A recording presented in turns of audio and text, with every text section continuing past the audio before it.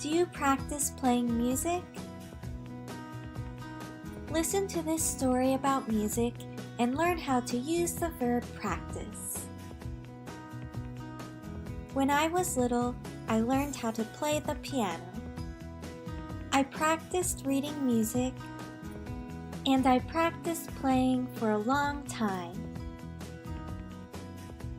Eventually, I could play music at concerts. How do we use the verb practice? To practice means to do an activity repeatedly to improve a skill. We use practice before a gerund. A gerund is the ing form of a verb that acts as a noun. I practiced playing baseball.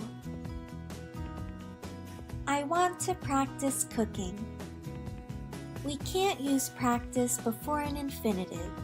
An infinitive is to plus the base form of a verb.